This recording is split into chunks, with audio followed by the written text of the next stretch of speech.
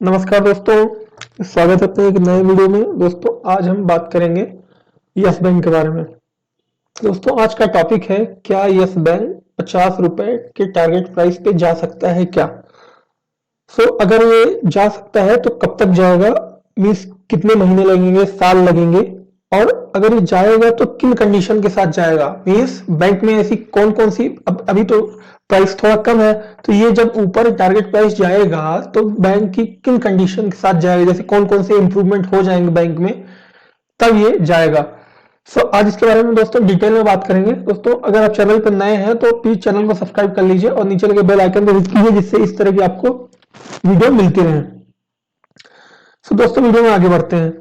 दोस्तों वीडियो में आगे बढ़ने से पहले आज एक न्यूज है, करंट में आज मॉर्निंग की न्यूज है, इनफैक्ट कल नाइट की न्यूज है। अब आज इसका प्राइस पे इफेक्ट पड़ा हुआ है यस बैंक के। हम देख लेते हैं सबसे पहले। See Yes Bank share price today, Investec reduces target price 19।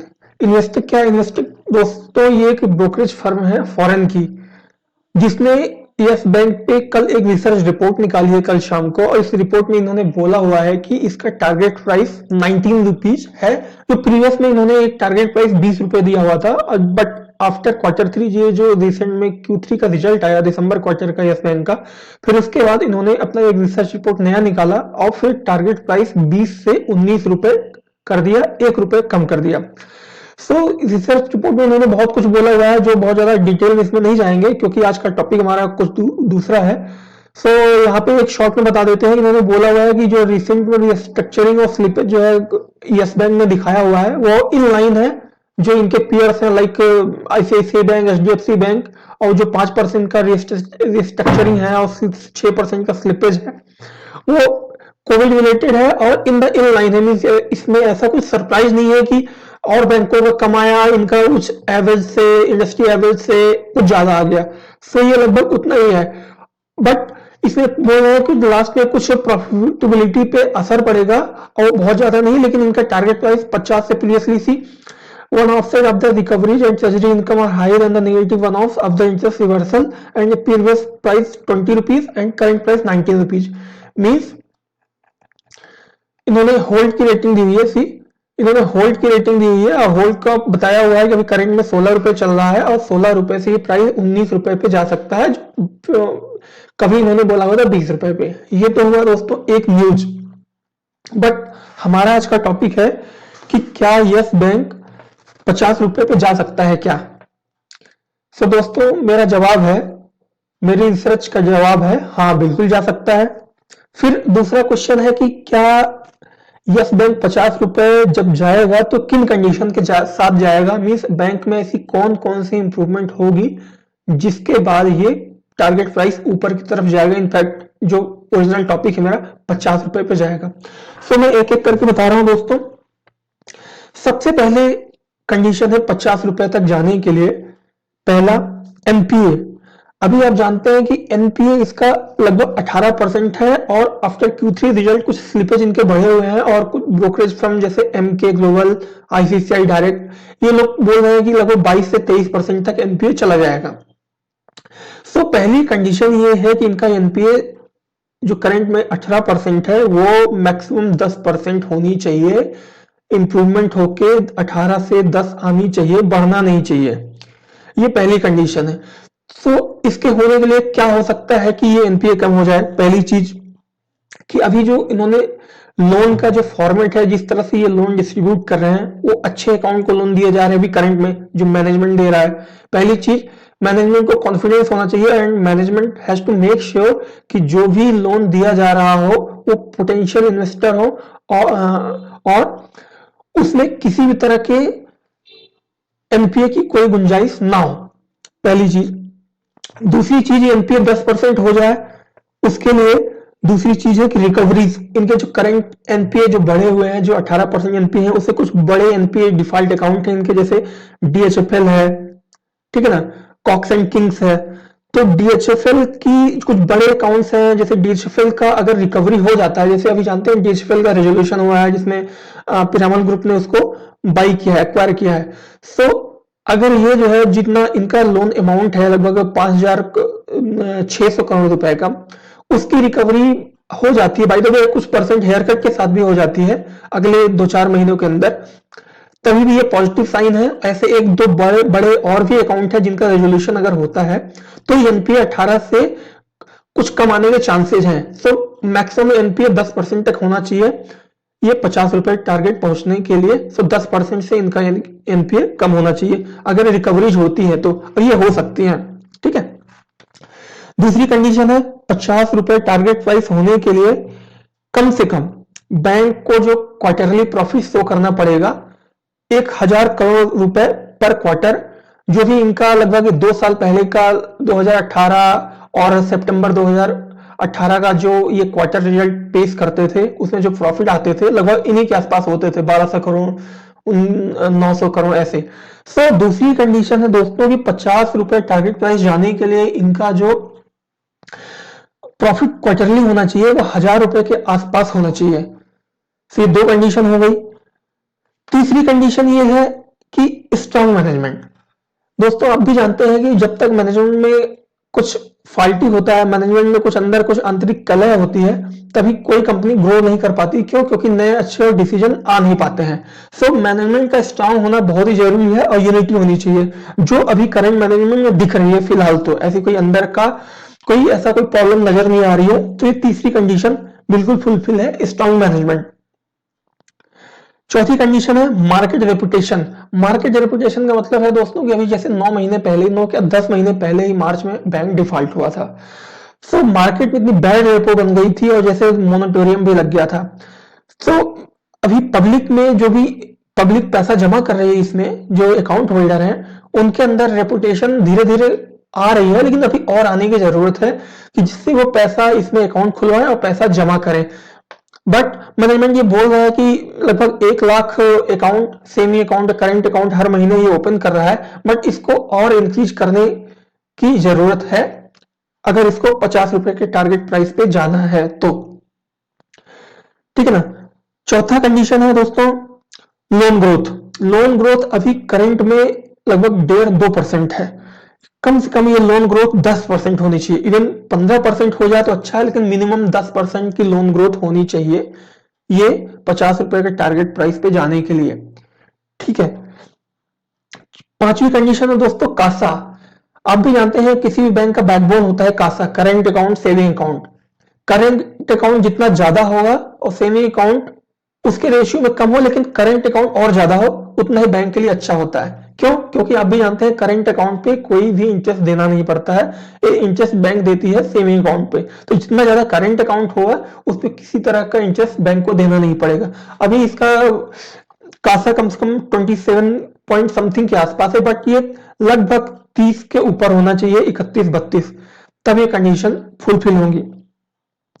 तो दोस्तों 5 कंडीशन थी। पहला मैं गिना रहा हूं फिर से। नंबर 1, एनपीए मैक्सिमम 10% होना चाहिए। अभी करंट में 18% है, तो एनपीए को कम से कम 10 से नीचे आना चाहिए। वो पॉसिबल होगा रिकवरीज पे जो इन द लाइन है, चल रही है। दूसरा, क्वार्टरली 1000 करोड़ रुपए का प्रॉफिट शो करना चाहिए, जो अभी कम से कम मैनेजमेंट को कॉन्फिडेंस में है, जिससे एनआईआई ग्रोथ इनकी और जो 1 लाख करंट अकाउंट ये सब और सेविंग अकाउंट खोल रहे हैं, सो कम से कम तो इनका जो है एनआईआई में ग्रोथ होगा, तो प्रॉफिट आज नहीं तो कल आ ही जाएगी अगर इन द लाइन रहेंगे तो। तीसरा, स्ट्रॉन्ग मैनेजमेंट दिख रहा है स्ट्रॉन्ग है। मार्केट रेपुटेशन अगर धीरे धीरे इंप्रूवमेंट करेंगे तो मार्केट रेपुटेशन बन जाएगी। कासा सेम चीज है कि अगर मैनेजमेंट इस तरह जिस तरह से बोला हुआ है कि अकाउंट वगैरह खोल रहे हैं और लोन ग्रोथ होगी तो कासा भी इंप्रूव कर जाएगा। ठीक है। ये दोस्तों 5 कंडीशन है कि जिससे कि टारगेट प्राइस 50 अचीव हो जाएगी। अब आपके दिमाग में आता है कि सर ये कब तक होगा? सो कब तक होगा दोस्तों, कम से कम 2 क्वार्टर तो देखना जरूरी है। अभी जानते ही हैं कि इसका प्रॉफिट कम 100 करोड़ के नीचे ही आ रहा है, 100 करोड़ 125 करोड़ ऐसे ही आ रहा है पिछले 2-3 क्वार्टर में, और पिछले 9 महीने पहले तो इसका पुनर्जन्म हुआ ही था। सो 2 क्वार्टर 3 क्वार्टर अच्छे से देखिए। क्वार्टर किसी में जिस हिसाब से इंप्रूवमेंट चल रही है, किसी क्वार्टर में ये अपना रिजल्ट से सरप्राइज कर सकता है और नंबर अच्छे आ सकते हैं। और नंबर आने पे ये नहीं है कि स्टॉक प्राइस अभी 16 पे चल रहा है तो सीधा 50 पे हो जाएगा। ये सिस्टमेटिक जाएगा, यहां से 25, 25 से 30, 30 से 35, फिर क्वार्टर रिजल्ट और अच्छा आएगा, 1000 करोड़ प्रॉफिट पे सपोज करो अगले क्वार्टर में 1200 करोड़ रुपए का प्रॉफिट आ जाए, फिर ये धीरे धीरे सिस्टमेटिक बढ़ेगा। तो मेरा मानना है दोस्तों कि जिस तरीके से मैनेजमेंट कॉन्फिडेंट है अपने नंबर्स को लेके, ग्रोथ को लेके, उससे इसको लगता है कि अगले 1 सालों में आ जाना चाहिए। ये तो रही दोस्तों पॉजिटिव बात जो आज का टॉपिक था। दूसरी चीज कि अभी बैंक इतना तो अचीव करेगा, बट अभी करंट सिचुएशन क्या है बैंक की, रियलिटी क्या है। रियलिटी ये है कि दोस्तों अभी इनके कुछ स्लिपेज बढ़े हुए हैं कि पहली रियलिटी ये है कि अनसर्टेनिटी ऑफ फंड रेजिंग। अभी जो रिसेंट में इन्होंने अनाउंस किया हुआ था कि फंड रेजिंग ये करेंगे, उस पर कितनी बड़ी अनसर्टेनिटी ये है कि ये फंड रेजिंग जो होगी किस तरीके से होगी। Either it is a right issue, either it is QIP, either it is private placement, either it is ADR, GDR, either it is FPO.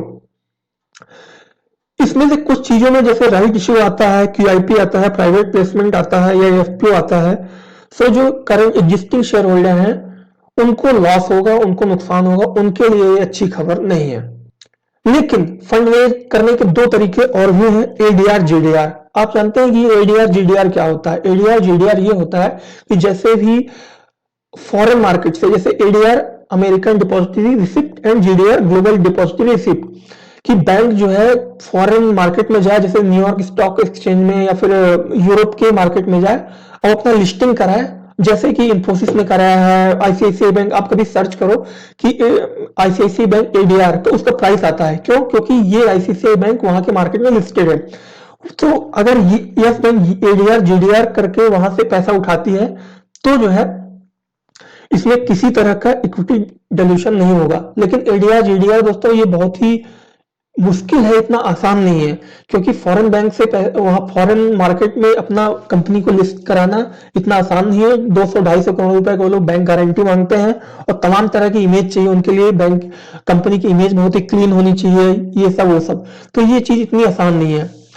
तीसरी चीज है दोस्तों की बैंक पैसा अगर उठाती है, रेज करती है, तो वो डेप्ट के थ्रू भी रेज करती है। सो डेप्ट के थ्रू अभी बैंक इतनी अच्छी कंडीशन नहीं है कि वो डेप्ट कोई 5,000 करोड़ 10,000 करोड़ रुपए उठाए और उस पर जो है 10% का जो है ब्याज जो है दे। So bank is not in the condition. So ये इसकी कंडीशन है जो करंट में अच्छी नहीं है। और अभी आने वाला लगभग 1 महीने के बाद इसका, 1 महीने के अंदर ही इसका फंड रेज होने वाला है। सो बहुत ज्यादा चीजें क्लैरिटी होगी। मींस ग्रोथ के पॉइंट पे तो इन लाइन है, लेकिन करंट एग्जिस्टिंग शेयर होल्डर के पॉइंट ऑफ व्यू से ये सब न्यूज, फंड रेजिंग की न्यूज अच्छी नहीं है दोस्तों। ठीक है, अब थोड़ा सा चल लेते हैं कि आज बैंक की, यस बैंक की क्या कंडीशन है। थोड़ा एनएससी की वेबसाइट पे चलते हैं। अभी करंट प्राइस देख रहे हैं 16 रुपए 35 पैसे का। प्रीवियस क्लोज, कल की क्लोजिंग थी 16 रुपए 65 पैसे की। ओपन हुआ 16 रुपए 65 पैसे पे, हाई बनाया 16 रुपए 70 पैसे का, लो बनाया 16 रुपए 30 पैसे पे। आज लगभग 0.2% डाउन है। ये ओपन से ही, मार्केट ओपन होते हुए डाउन है और पिछले 2 दिनों में लगभग 4% डाउन है। ऑर्डर बुक देख लेते हैं। 2 करोड़ 44 लाख का ऑर्डर बुक, बाइंग क्वांटिटी लगी हुई है। 4 करोड़ 25 लाख की सेलिंग क्वांटिटी लगी हुई है। सेलर बहुत ज्यादा है, लगभग दुगने हैं। क्वांटिटी ट्रेडेड 4 करोड़ 95 लाख और deliverable quantity 2 crore 39 lakh. Percentage of delivery 48%। So volume wise भी बहुत ही स्लो है। तो इसमें अभी तो करंट सिचुएशन हम कह सकते हैं उतनी ज्यादा अच्छी नहीं है। प्राइस एक्शन के हिसाब से, बैंक के पॉइंट ऑफ व्यू हिसाब से, कंपनी ग्रोथ के पॉइंट ऑफ व्यू से अच्छी है। बैंक काम कर रहा है, ठीक चल रहा है, इन द लाइन में ग्रोथ है।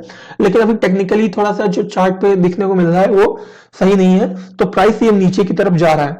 अब थोड़ा चार्ट पे चलते हैं।